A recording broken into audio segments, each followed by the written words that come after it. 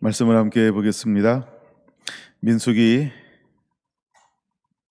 25장 11절.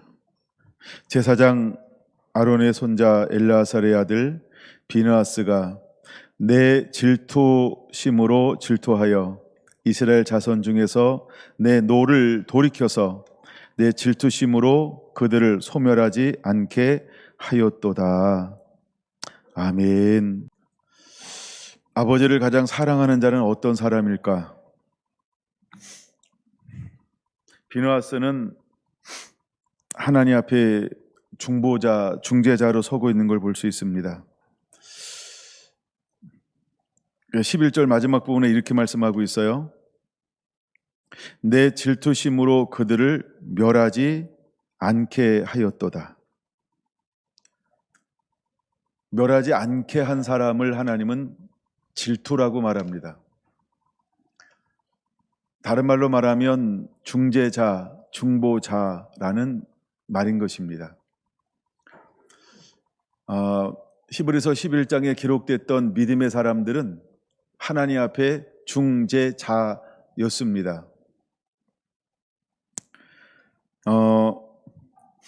아브라함이 어떤 사람이었을까? 그는 중재자로 섰었고,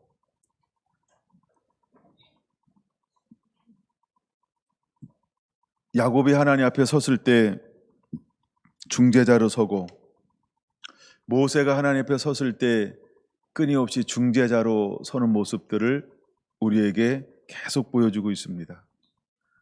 여호수아도 중재자로,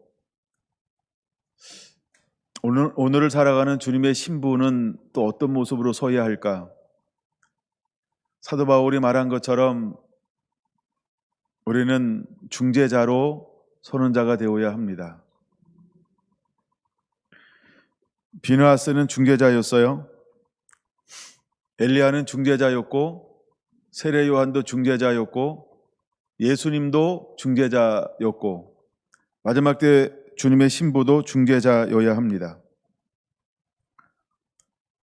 하나님의 거룩함을 가지고, 하나님의 질투하심을 가지고 그 앞에 대신 나아가는 것은 하나님을 향한 열정, 또 잃어버린 영혼을 향한 열정, 또 죄악에 빠진 영혼에 대한 열정, 이런 열심이 있어야만 그 가운데 설 수 있다는 것입니다.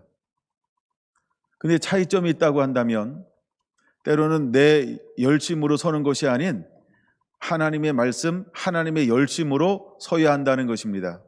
그래서 이것을 걸어서 사랑을 가지고라고 표현할 수 있습니다. 이제 우리는 그런 말씀의 사람, 성령의 사람이 되어야 합니다.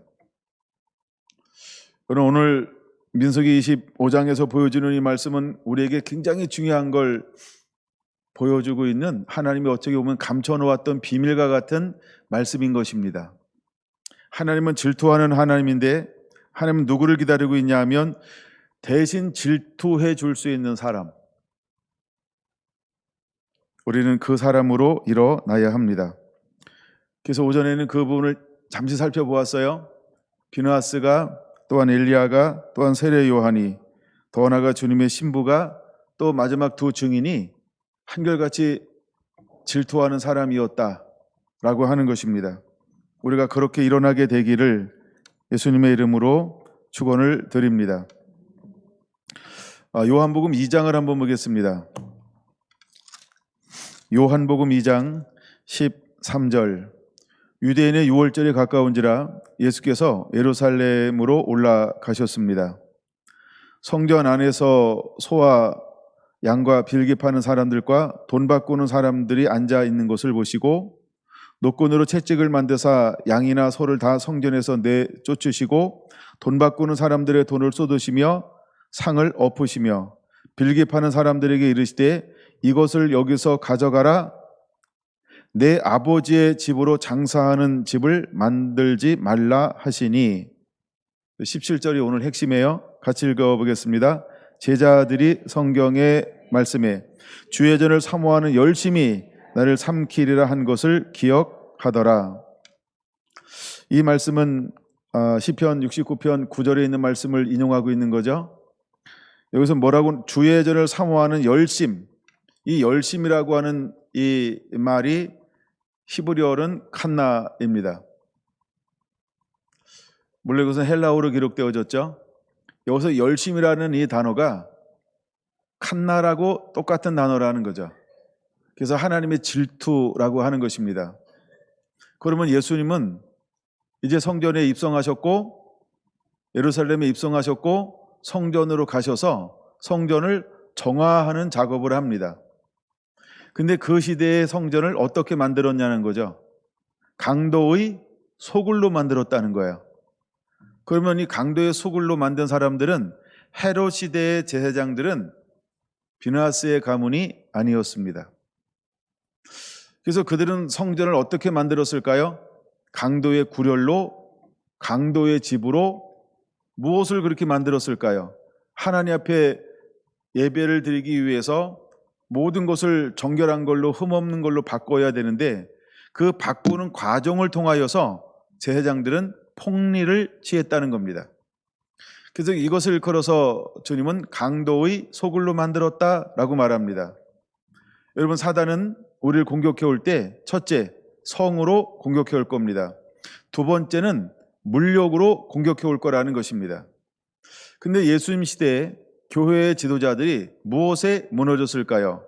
바로 물욕에 넘어지고 말았다는 거죠. 여러분, 우리가 중세시대 때 면죄부를 팔고 있는 종교개혁이 일어나는 그 시점에 교회가 무엇으로 타락되어졌을까요?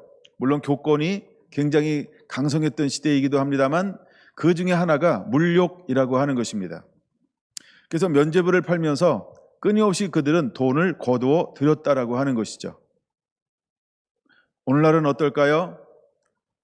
오늘날도 사단은 성욕으로, 성으로 우리를 넘어뜨릴 것이고 두 번째 우리를 물질로 넘어뜨릴 것입니다. 또 하나는 명예욕으로 넘어뜨릴 것입니다. 수없이 명예를 통하여서 우리를 타락시키게 될 것입니다. 여러분, 오늘날 우리가 정치 권력이나 사회 권력, 기업이나 뭐 드라마라든가 이런 데 보면 늘 주제가 그런 거죠. 예, 뭐 올라가기 위해서 무엇이 되기 위해서 끊임없이 커넥션이 왔다 갔다 합니다. 이것이 뭐 때문에 그럴까요? 물욕이라는 겁니다. 하다못해 하여간 그런 부분도 있겠죠. 우리가 어떤 자리에 올라가기 위해서는 계속해서 뒤에서 오고 가는 이런 것들이 있다는 것이죠. 결국 그 뒤에는 명예를 얻기 위해서 이 세 가지가 하나로 돌아갑니다. 이 세 가지가 하나로 돌아갑니다. 왜 성이나 물질이나 권력은 왜 하나로 돌아갈까요? 이것이 어디로부터 나온 것을 보여주는 걸까요? 이것은 사단에게서 나온 것을 보여주는 겁니다. 그래서 결국 이것을 통하여서 우리를 죄 가운데 빠지게 하는 것이죠.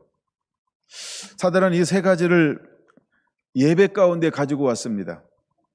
이것을 교회 안에 들어오게 만들었습니다. 미디안을 통하여서 모압에 있는 여인들을 통하여서 이것을 시딤에 있는 교회 가운데 가지고 들어왔어요. 또한 아합이라고 하는 왕이 이세벨을 통하여서 이 땅 가운데 있는 이방의 문화를 가지고 들어왔습니다. 여러분, 솔로몬이 수많은 이방 여인들을 통하여서 우상을 이 땅 가운데 가지고 들어왔습니다. 오늘날 교회도 수많은 세속의 문화가 있습니다. 우리도 예배는 예배 가운데 없는 것처럼 보이죠? 예배가 끝나고 아이들이 놀고 청년들이 놀고 이렇게 게임을 하고 막 이럴 때 어떤 문화가 우리 안에 들어왔을까요? 동일한 게 들어와 있어요. 그래서 제가 언제 한번 원띵을 하고 이럴 때 스태프들이 모였을 때 게임하지 말라고 동일한 게 막 들어왔어요. 근데 이걸 문화라고 하는 이름으로 그냥 이 모든 것들이 우리 안에 들어와 버리는 거예요. 멀리 있지 않습니다. 우리 안에 이미 교회 안에 많은 것들이 들어왔어요. 여러분, 한국교회 프로그램은 어느 교회가 도입할까요? 작은 교회가 도입해서 모든 교회가 따라하지는 않습니다. 대부분 유명하고 크고 영향력 있는 교회들이 외국에 있는 프로그램들을 도입을 합니다. 그리고 뭐 한 몇 년이 막 지나가고 있어요. 그럼 그걸 또 한국의 한쪽에서는 뭐라고 이야기합니까? 그들은 잘못됐다라고 이렇게 이야기를 합니다. 대표적인 것 중에 하나가 목적이 이끄는 삶일 것입니다. 근데 목적이 이끄는 삶은 어느 교회가 들어왔을까요? 그렇죠? 그거에 대해서는 아무도 논하지 않습니다. 그리고 목적이 이끄는 삶은 잘못됐다, 그 이야기만 합니다. 이런 프로그램은 어디서 들어왔을까요? 이미 교회 안에도 많은 것들이 세속화된 프로그램들이 들어오는 것입니다. 우리가 앞으로 메타버스라고 하는 표현들을 많이 씁니다. 여러분, 이런 것들은 어디서 먼저 교회 안에 도입을 할까요? 우리처럼 이렇게 할 수 없는 교회는 그런 것 생각 안 합니다. 도입할 생각을.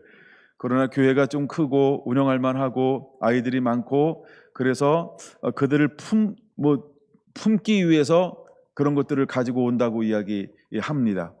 그러나 그들을 품어내는데 어떤 요소를 가지고 오는 거죠? 네, 세속적인 것들을 교회 안으로 합법적인 프로그램, 교육 방법으로 가지고 올 수 있다라고 하는 것입니다.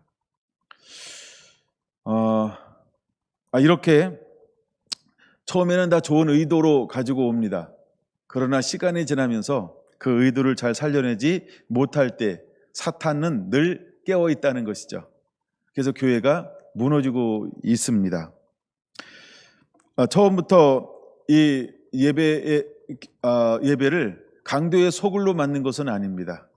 정말 하나님 앞에 저먹고 흠없고 상하지 않은 것을 온전하게 드리는 방법을 강구해 내다가 이 방법을 강구해 냈던 것입니다. 그러나 이것이 변질되었죠. 그게 중요합니다. 변질되어져서 이것을 통하여 폭리를 취하기 시작한 것입니다. 근데 그 당시에 가지고 있는 교회라고 하는 이 세력이 이것에 대해서 한 번도 멈추지 않았다는 것입니다. 그래서 예수님 보실 때에는 어떻게 되었습니까? 결국은 만민이 기도하는 집을 장사의 소굴로 만들어 버렸다라고 하는 겁니다. 근데 주님은 이제 나귀를 타고 예루살렘에 입성하시고 이 상황을 딱 보시고 나서 예수님이 어떤 마음을 품으셨을까? 주의 전을 사모하는 열심이 그를 거룩한 분노, 그렇죠? 엘칸나, 하나님의 질투하시는 하나님의 그 성품을 그대로 드러내고 있다는 것입니다. 그래서 예수님도 무엇을 하신 분이냐 하면 이 거룩한 질투를 실제로 발산하신 분이라는 것입니다. 여러분, 우리는 무엇을 닮아야 할까? 이 말씀이 마태, 마가, 누가, 요한복음에 동일하게 기록되어져 있어요. 그 네 부분을 한 번 더 찾아보려고 합니다. 마태복음 21장에 기록되어져 있는데 마태복음 21장 12절부터 이렇게 말합니다. 마태복음 21장 12절. 예수께서 성전에 들어가사 성전 안에서 매매하는 모든 사람들을 내쫓으시며 돈 바꾸는 사람들의 상과 빌기 파는 자들의 의자를 둘러 엎으시고 그들에게 이르시되 기록된 바 내 집은 기도하는 집이라 일컬음을 받으리라 하였거늘 너희는 강도의 소굴을 만들었도다 라고 외치기 시작을 했습니다.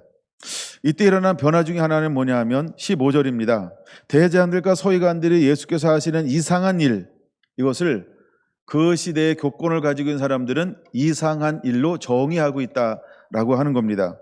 그러면 예수님이 하는 일을 이상한 일로 본다고 하는 것은 그 시대의 대제사장들과 서기관들은 지금 그들이 하고 있는 이 예배 행위가 어떻다고 하는 것일까요? 정당하다, 옳다, 바르다 라고 여기고 있었다라고 하는 것입니다. 근데 예수님이 볼 때는 분명 그것이 강도의 소굴로 만드는 그들의 타락한 행위임에도 불구하고 그것을 행하고 있는 사람들은 이건 타락한 것이라고 하는 것을 느끼지 못하고 있었다라고 하는 겁니다. 여러분, 우리 안에 거룩한 질투가 일어난다라고 하는 것은 어떤 환경에서 무엇의 인도함을 받아야 거룩한 진노를 할 수 있을까요? 우리가 민수기 25장에서 뭘 하나 봐야 될까요?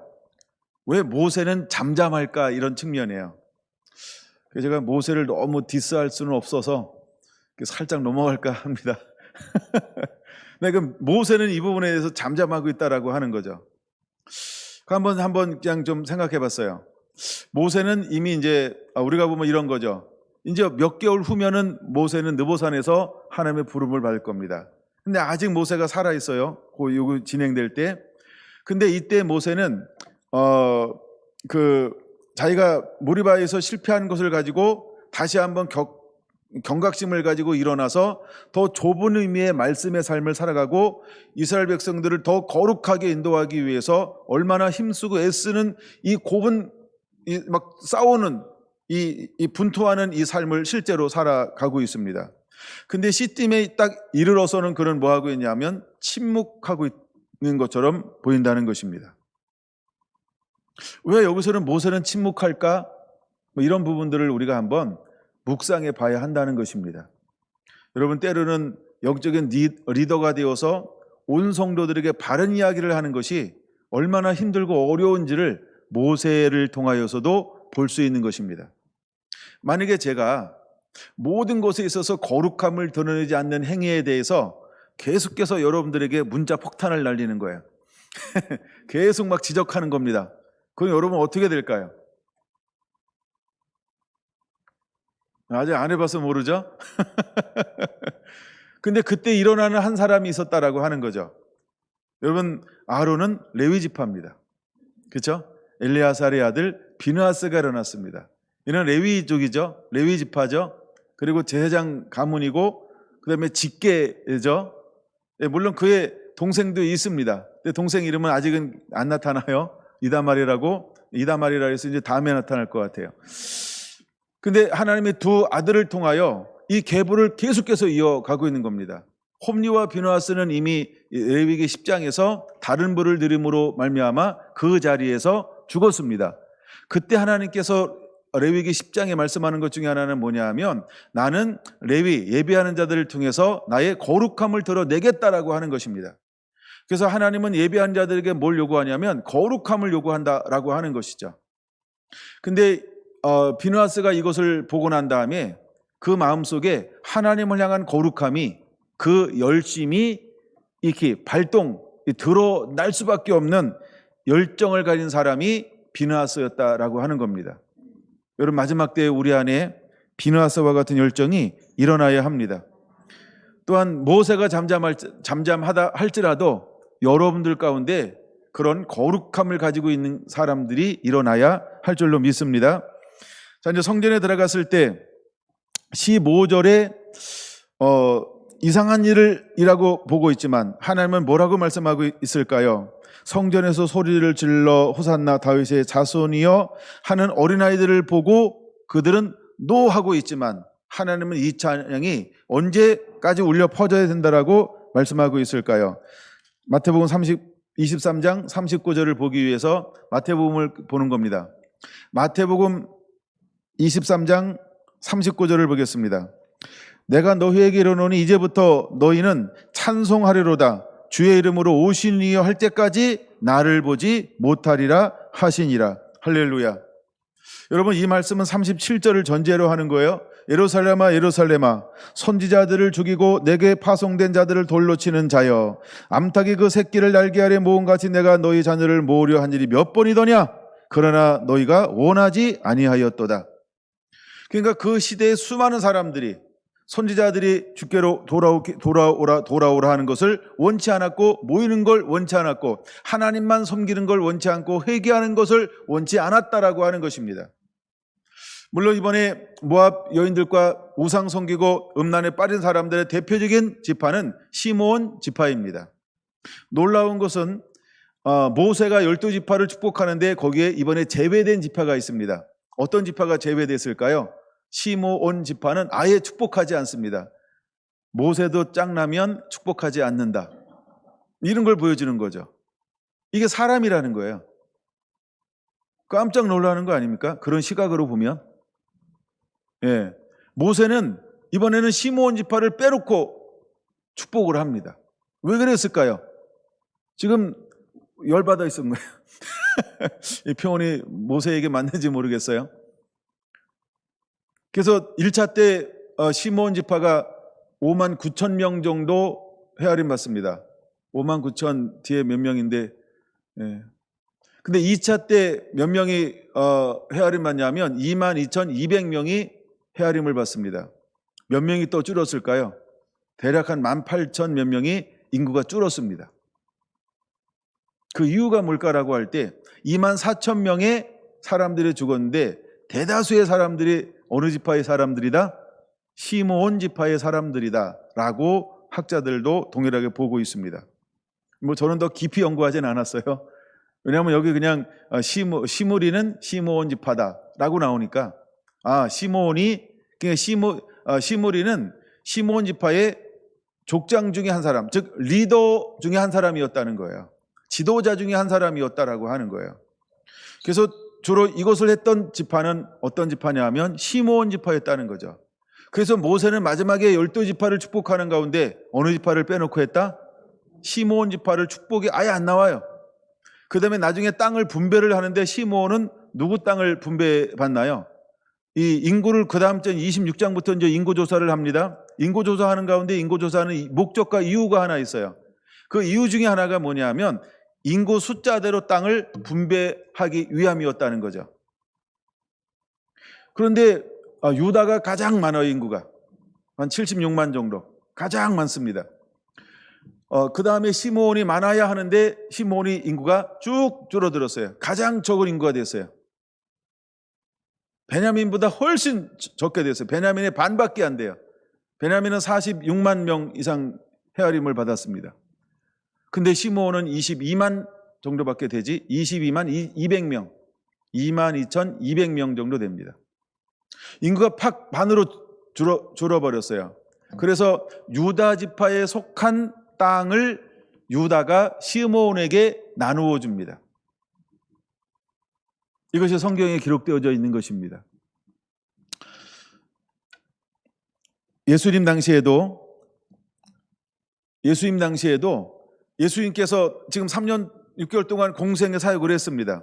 이 말은 무슨 말일까요? 예루살렘아 예루살렘아 선지자들을 죽이고 내게 파송된 자들을 돌로 치는 자여 암탉이 그 새끼를 날개 아래에 모음같이 내가 내 자녀를 모으려고 한 것이 몇 번이더냐. 예수님은 끊임없이 뭘 했다는 거예요? 이스라엘을 모으려고 추수하려고 그들을 구원하려고 그래서 구원의 복음을 가지고 오신 예수님이 그들 가운데 수많은 표적과 이적과 능력과 말씀으로 사역을 했습니다. 그러나 그들은 어떻게 반응했을까요? 너희가 원하지 아니하였도다. 예수님을 인정하지 않는 것입니다. 예수님을 인정하지 않았습니다. 그때서 하는 말이 바로 37, 38, 39절의 말씀인 것이죠. 보라 너희 집이 황폐하여 버려진 바 되리라. 너희 집이 황폐하여 이스라엘이 황폐하여 버려지게 될 것이다. 예언의 말씀을 하고 있는 거죠. 그러면서 하시는 말씀이 39절 내가 너희에게로는 이제부터 너희는 찬송을 하로다. 주의 이름으로 오시는 이여 할 때까지 나를 보지 못하리라. 그럼 여러분 우리는 무엇을 하고 있어야 될까요? 이제는 아멘 주 예수의 오시옵소서라고 찬송해야 한다는 것입니다. 이스라엘이 하나님을 갈망하고 사모함이 회복이 되어져야 한다라고 하는 걸 여기서 말씀하고 있는 것입니다. 그래서 우리는 끊임없이 누구를 위해서 기도해야 될까? 예루살렘의 회복을 위해서 기도해야 합니다. 예루살렘을 위해서 기도해야 하는 것입니다. 여러분 우리가 성교 순례가 목적이 아니고 우리가 뭐 유대인 이스라엘 이게 목적이 아니고 이제 이스라엘 주께로 돌아와서 주님을 찾도록 우리는 중보기도해야 한다는 것입니다. 그리고 실제로 유대인들이 하나님을 향하여 목말라하고 그들이 하나님을 구해야 한다는 것입니다. 여러분 점점 하나님은 세계적인 정세를 통하여서 이렇게 만들어 가고 있다는 것이죠. 이번 여러분 우리가 우크라이나 전쟁도 그 대다수의 사람들이 누가 살고 있는 것 아시죠? 유대인들로 구성되어져 있습니다. 러시아 유대인들로 구성되어져 있습니다. 이미 많이 이스라엘로 돌아왔습니다. 그러나 아직도 수많은 유대인들이 그 땅 가운데 살고 있어요. 이미 그 우크라이나 대통령이 어디 나라인지 아시죠? 유대인이라고 하는 거예요. 하나님은 계속해서 유대인들이 돌아올 수 있는 이런 작업들을 하고 있다는 것입니다. 또 알아볼까요? 이제는 마가복음 11장을 한번 보겠습니다. 마가복음 11장 15절 그들이 예루살렘에 들어가니라. 예수께서 성전에 들어가서 성전 안에서 매매하는 자들을 내어쫓으시며 돈 바꾸는 자들의 상과 빌기파는 자들의 의자를 둘러 엎으시며 아무나 물건을 가지고 성전 안으로 지나다님을 허락하지 아니하시고 이에 가르쳐 이르시되 기록된 바 내 집은 만민이 기도하는 집이라 칭함을 받으리라 하지 아니하였느냐 너희는 강도의 소굴을 만들었다 하시매. 자, 이제 이때는 이제 구체적으로 어떤 액션을 취하고 어떤 반응을 보이는가를 말해주고 있습니다. 마가복음과 누가복음은 그 부분을 보려고 찾아보는 겁니다. 18절에 이렇게 말합니다. 대제사장들과 서기관들이 듣고 예수를 어떻게 죽일까 하고 꾀하니, 이렇게 말하고 있다는 거죠. 이 얘기를 했더니 이 대제사장과 서기관들이 뭘 꾀하기 시작했다고요? 야, 예수를 죽이자, 예수를 죽여버리자 라고 꾀하기 시작했다는 것이죠. 여러분, 그들은 여호수아와 갈렙을 돌로 쳐 죽이려고 했어요. 그들은 모세와 아론을 돌로 쳐 죽이려고 했어요. 이번에는요, 비느하스를 어떻게 하면 죽일까? 왜냐면 그런 바른 말을 하는 것처럼 보일 때 때때로 우리가 그럴 수 있다는 거죠. 실제로 아합은 누구를 죽이려고 했습니까? 엘리야를 죽이려고 하는 것입니다. 그 다음에 헤롯은 누구를 죽였을까요? 그렇죠? 세례 요한을 죽이는 것입니다. 마지막에 적그리스도는 누구를 죽이려고 할까요? 두 증인을 죽이려고 하는 거예요. 사단은 신부를 죽이려고 하는 것입니다. 교회를 정화시킬 때, 그 다음에 마지막 하나님의 열심이 드러날 때, 우리가 엘칸나 거룩한 하나님의 질투를 드러낼 때 사단은 어떤 반응을 보일까? 사단은 죽이려고 할 거라는 것입니다. 그것 때문에 오늘 오후에 말씀을 전하는 거예요. 그러나 우리는 강하고 담대할 이유가 있다는 것입니다. 여러분 18절 그냥 그대로 볼까요? 대장들과 서기관들이 듣고 예수를 어떻게 죽일까 하고 꾀하니 이는 무리가 다 그의 교훈을 놀랍게 여김으로 그를 두려워함 일러라. 그들은 불의를 행하기 때문에 여전히 불의한 것입니다. 그들은 더러움에 빠졌기 때문에 끊임없이 더러운 일을 행하는 것입니다. 여러분 요한계시록 22장 11절을 읽은 이유가 여기에 있습니다. 마지막 때가 되면 아무리 진리가 선포된다 할지라도 불의를 행하는 자는 진리로 들을 수가 없을지 몰라요. 그들은 계속해서 불의에 빠져 있을 것입니다. 근데 주님은 외치라고 말하고 있는 거예요. 그리고 하나님을 대신해서 거룩한 질투를 행하라고 하는 것입니다. 여러분 보세요. 엘리야가 외칠 때 아합이 깨달았나요? 그럼 이사벨은 깨달았나요? 세례요한 때 세례요한이 주여 오셨기를 외쳤어요. 대장들이 회개했습니까? 서기관들이 회개했습니까? 사내들이 공의원들이 회개했습니까? 아니죠. 예수님을 죽이자라고 하는데 찬동하지 않은 사람은 아리마대 사람 요셉이에요. 그 성경에 명확하게 기록되어 있어요. 그는 여전히 찬동하지 않았다라 가로 열고 가로 닫고 이렇게 적어놨어요. 아리마대 사람 요셉에 대해서는. 제가 이번 주에 이제 신약을 읽는 가운데 마태복음 읽는데 깜짝 놀랐어요. 그 말씀을 전에는 제가 이렇게 눈에 띄지 않았었어요. 근데 이번에는 말씀이 있는데 그게 눈에 확 들어오더라고요. 아, 아리마대 사람 요셉은 구별된 사람이었구나. 구별된 사람, 남은 자들이 몇 명 있어요. 예. 근데 그 중에 한 사람이 아리마대 사람 요셉이었어요. 근데 찬동하지 않지만 대의라고 하는 걸 꺾을 수가 없었습니다. 물론 그걸 대의가 꺾으면 안 되죠. 흘러가야 예수님은 사명을 공생애를 감당할 수 있는 것이니까. 그러나 그 중에 우리는 어떤 사람으로 남아 있어야 될까요? 남은 자, 주님의 신부 비느하스처럼 거룩한 질투를 할 수 있는 이 하나님의 열심을 가지고 있는 하나님의 사람이 되어야 한다라는 것입니다. 누가복음 하나 더 찾아봐야 돼요. 누가복음 19장입니다. 누가복음 19장은 굉장히 길어요. 45절로 한번 갑니다. 성전에 들어가사 장사하는 자들을 내쫓으시며 그들에게 이르시되 기록된 바 내 집은 기도하는 집이 되리라 하였거늘 너희는 강도의 소굴을 만들었도다 하시니라. 예수께서 날마다 성전에서 가르치시니 대장들과 서기관들과 백성의 지도자들이 라고 말합니다. 뭐 하기 시작할까요? 예수를 죽이려고 꾀하더라. 여러분, 우리가 비나스처럼 일어나 하나님의 거룩한 질투의 열심을 나타내기 시작할 때, 우리가 엘리야처럼 일어나서 위치기 시작할 때, 우리가 세례 요한처럼 일어나 위치기 시작할 때, 우리가 예수님처럼 일어나 위치기 시작할 때, 우리가 두 증인처럼 되어서 일어나서 위치기 시작할 때, 우리가 신부가 되어서 일어나 위치기 시작할 때, 세상 권력을 갖고 사단의 하수인들은 하나님의 사람들을 어떻게 하려고 할까요? 죽이려고 꾀할 거라는 겁니다. 여러분, 준비됐나요? 준비됐나요? 강하고 담대함, 온전한 사랑. 여러분, 아가서 8장 6절 7절은 굉장한 말씀입니다. 여러분들이 다시 한번 그 말씀을 또 묵상해 보시기 바랍니다. 어떤 것도 하나님을 향하는 그 질투심을 가진 사람들은 막을 수 없습니다. 꺼트릴 수 없습니다. 멈출 수 없습니다. 그런 하나님의 사람을 마지막에 하나님은 찾고 있다는 거예요. 여러분, 우리가 그런 사람으로 하나님 앞에 설 수 있어야 합니다. 뒤로 물러서지 않고 타협하지 않는 사람, 오직 하나님 나라와 그것을 가지고 달려갈 수 있는 사람. 우리가 신앙생활을 어떻게 하든, 어떤 삶을 살든, 어떤 은혜를 누리든 하나님이 거룩한 질투심을 가지고 일어나기를 원할 때 일어나는 사람이 되어야 합니다. 할렐루야. 여러분, 이 사람들이 신부인 것입니다. 48절, 백성이 다 그에게 귀를 기울여 들음으로 어찌할 방도를 찾지 못하였더라. 그들이 죽이려고 해도 하나님이 허용하지 않으면 두 증인은 죽지 않는 거예요. 신부는 죽지 않아요. 엘리야는 사명을 다할 때까지요, 죽을 수가 없는 거예요. 할렐루야. 네, 세례 요한도 자기가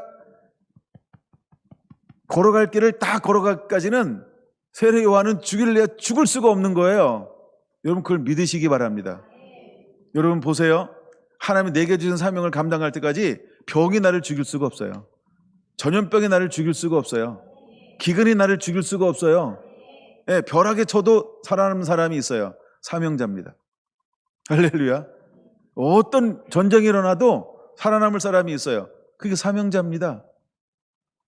왜냐하면 죽을 수가 없어요. 사탄이 죽이려고 해도 그는 죽지 않아요. 왜? 이 사명을 완수해야 되니까요. 믿습니까?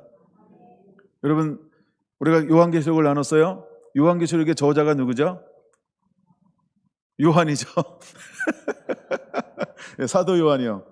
사도 요한은 죽일래야 죽을 수가 없었어요.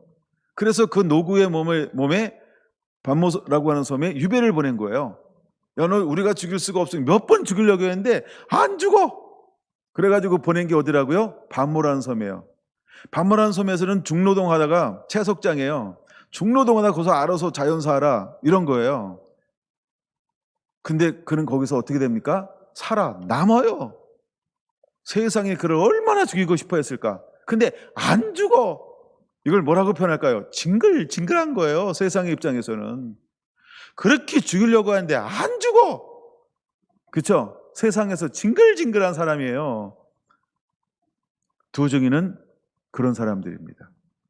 그래서 두 증인이 이제 올라오는 적그리스도에 의해서 죽잖아요. 그러니까 두 증인이 죽으니까 그를 죽기를 원했던 사람들이 서로 선물을 주고받아. 그러면 밑에 있는 사람들이 선물 주고받을까요? 발렌타인데이도 아닌데. 위정자들이 주고받는 거예요. 위정자들이. 예? 권력자들이, 힘 있는 사람들이 주고받는 거예요. 왜 두 증인이 그렇게 죽기를 원했을까요? 마음의 생각을 드러내니까요. 숨은 생각을 드러내니까요. 세례 요한이 죽은 이유는 헤롯의 부정함을 당당하게 이야기했기 때문에 그런 거예요. 그러니까 헤롯보다 더 누가 이를 갈고 있었을까요? 헤로디야. 누가 이를 더 갈고 있었을까요? 여자가 온 5월에 한을 부으면 바뀌었나? 무서운 거예요. 근데 헤롯은 이 경각심이 있잖아요. 경외심이. 그래서 두려움이 여전히 남아있잖아요.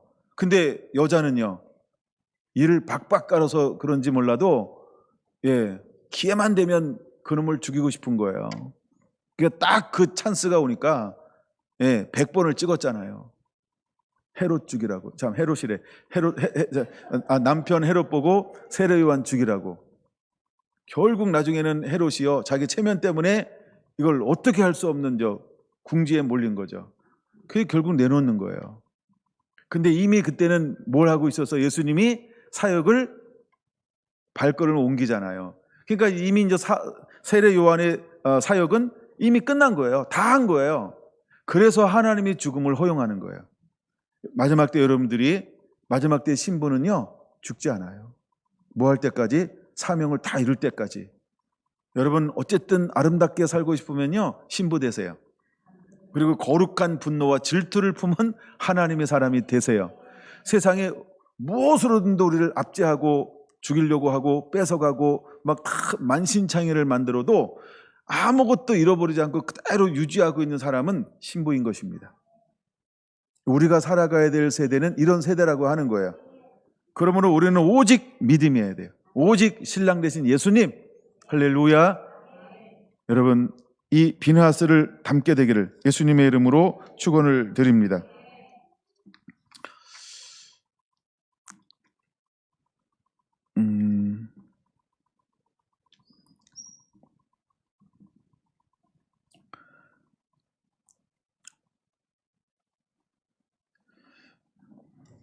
지금 말씀을 좀 줄이고 있습니다.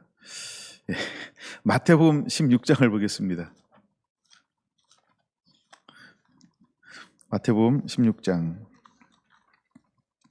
19절. 마태복음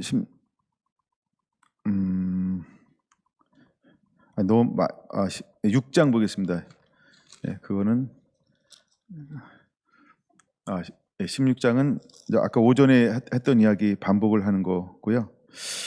자, 마태복음 6장 19절 보겠습니다. 마태복음 6장 19절. 너희를 위하여 보물을 땅에 쌓아두지 말라. 거기는 좀과 동록이 해하며 도둑이 구멍을 뚫고 도둑질하느니라. 오직 너희를 위하여 보물을 하늘에 쌓아두라. 거기는 좀이나 동록이 해하지 못하며 도둑이 구멍을 뚫지도 못하고 도둑질도 못하느니라. 21절 같이 읽습니다. 내 보물이 있는 그곳에는 내 마음도 있느니라. 왜 그 당시에 대제사장들과 서기관들과 백성의 지도자들은 강도의 소굴로 만들었을까요? 그럼 그들은 재물을 어디다 쌓아뒀다는 거예요? 땅에요.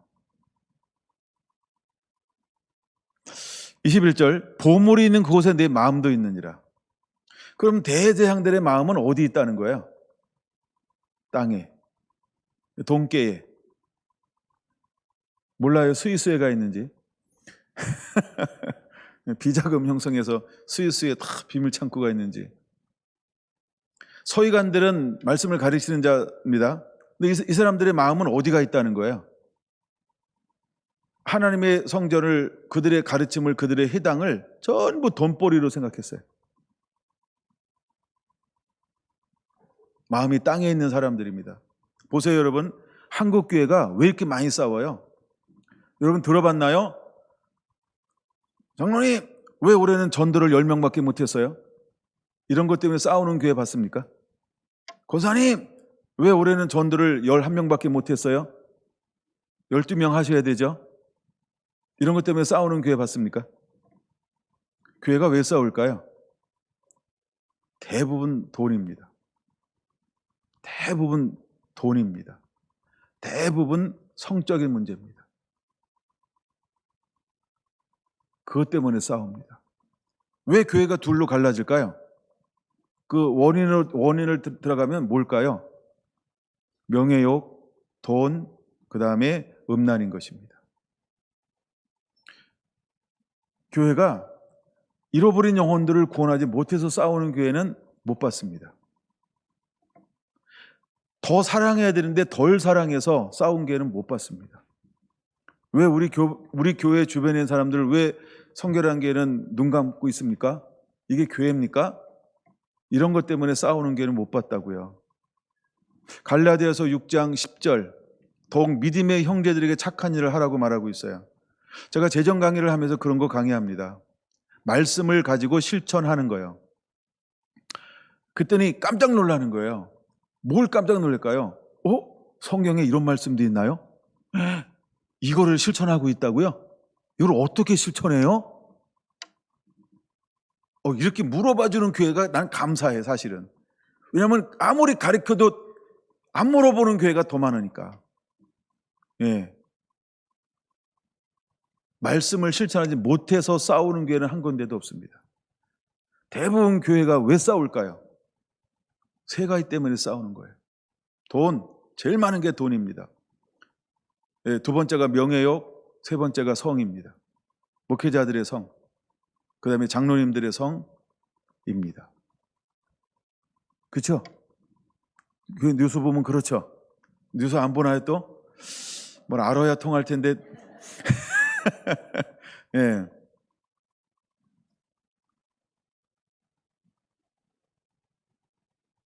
(21절) 그래서 21절이 중요한 거예요. 보물이 있는 그곳에 내 마음도 있느니라. 그럼 여러분, 우리 마음이 어디가 있어야 할까요? 31절. 그러므로 염려하여 이르기를 무엇을 먹을까 마실까 입을까 염려하지 말라. 이는 다 이방인들이 구하는 것이라. 너희 하늘 아버지께서는 이 모든 것이 너희에게 있어야 할 줄을 아시느니라. 그러면 우리는 초점을 어디다 두어야 할까요? 33절 같이 읽습니다. 그런즉 너희는 먼저 그의 나라와 그의 의를 구하라. 그리하면 이 모든 것을 너희에게 더 하시리라. 아멘. 여러분, 우리의 관점은 하나님의 나라, 하나님의 의, 여기에 가 있어야 합니다. 이 사람이 비느하스였다는 거예요. 그래서 그 하나님의 질투심을 가지고 질투심을 발하여 창을 들고 그 장막 안으로 들어가서 찔러 죽이는 거예요. 여러분, 우리 안에 이런 말씀에 대한 질투가 일어나게 되기를 예수님의 이름으로 축원합니다. 여러분, 이런 사람들은 뭘 따르기 때문에 이런 삶을 살 수 있을까요? 한 절만 더 보고 말씀을 마치겠습니다. 로마서 8장입니다. 이걸 뭘로 설명해야 우리가 잘 알아들을까? 로마서 8장이라고 저는 생각이 들었어요. 로마서 8장 4절 봅니다. 육신을 따르지 않고 5절부터 보겠습니다. 육신을 따르는 자는 육신의 일을, 영을 따르는 자는 영의 일을 생각하나니. 여러분, 우리의 생각이 행동으로 나오는 겁니다. 그러면 비느하스는 어떤 생각에 사로잡힌 사람일까요? 영의 생각이요. 디셉 사람이 누구죠? 엘리야는 어떤 생각에 사로잡힌 걸까요? 하나님의 생각, 그렇죠? 말씀에 붙잡혀 있는 거예요. 세례 요한은 뭐에 붙들려 있을까요? 하나님의 영, 하나님의 말씀에 붙들려 있는 거예요. 예수님의 열심은 어디서 나온 걸까요? 하나님을 생각하니까, 말씀을 생각하니까. 신부는 어떤 생각에 사로잡힌 사람일까요? 두 증인은 어떤 생각에 사로잡힌 사람일까요? 그렇죠?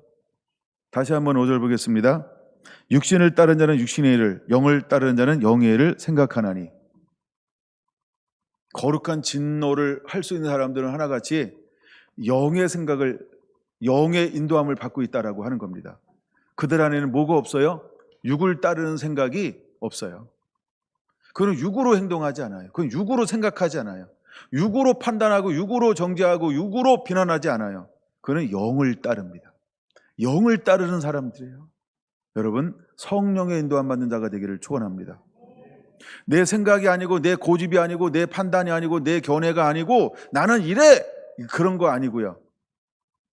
여러분, 우리는 육을 따르는 자는 육신의 일을 생각하고 영을 따르는 자는 영의 일을 생각합니다. 6절 같이 읽습니다. 육신의 생각은 사망이요 영의 생각은 생명과 평안이니라.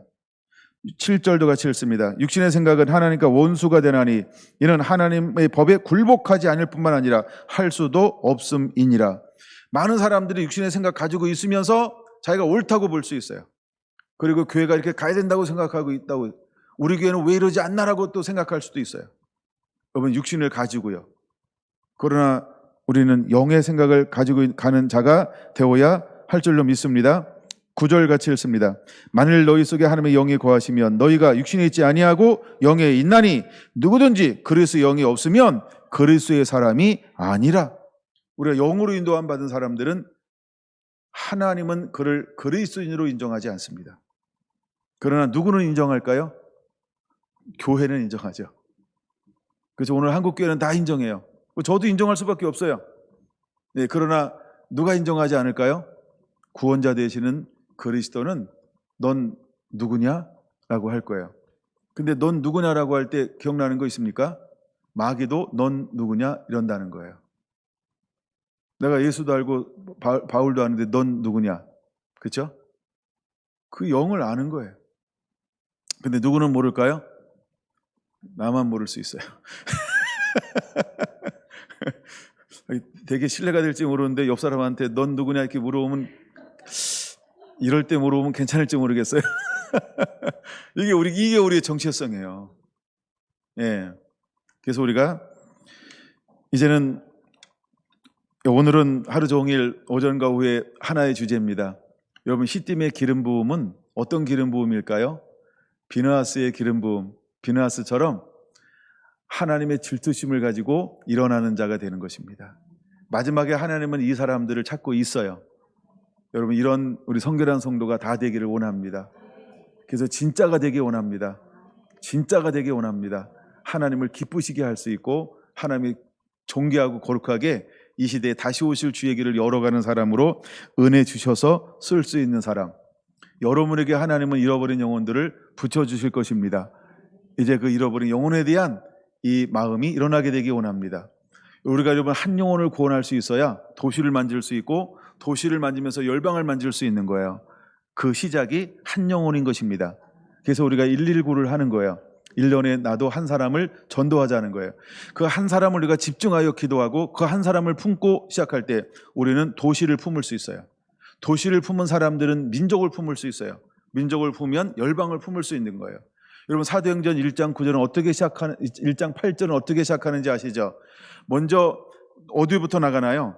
예루살렘과 그 다음 예루살렘 품어내고 예루살렘을 둘러싼 유다를 둘러싸고 있는 사마리아 그 다음에 땅끝으로 복음이 증거되기를 원하는 것입니다. 그러므로 우리는 한 영혼서부터 사랑하는 것을 품게 되기를 원합니다. 여러분들이 매일매일 기도할 때 주님 나도 1년에 한 영혼 전도하게 해주세요. 주님 나도 1년에 한 영혼 전도하게 해주세요. 끊임없이 이 기도 하시기 바랍니다. 그러다가 마음에 감동 주면 점점 여러분들이 가정을 품고 기도할 거고 자녀, 부모, 친척, 동료 자꾸 한 명 한 명을 품게 될 겁니다. 한 명 하면 품게 될 겁니다. 그래서 자꾸 품는 사람들의 이름이 증가가 될 것입니다. 한 명을 품든 10명을 품든 어쨌든 그 주변에 있는 잃어버린 영혼들을 품으시기 바랍니다. 정 안 되면 내 남편 품고 내 아내 품으시기 바랍니다. 같이 옆에 앉아 있지만 0인가 6인가 이러면서 품게 되시기 바랍니다. 그 다음에 자녀들 품으시기 바랍니다. 또 부모님들 계시면 부모님들 품으시기 바랍니다.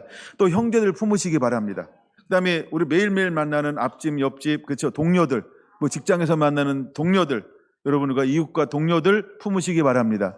여러분들이 시장 보러 갈 때 그 야채 가게 주인, 옷 가게 주인, 쇼핑할 때 그 쇼호스트, 예?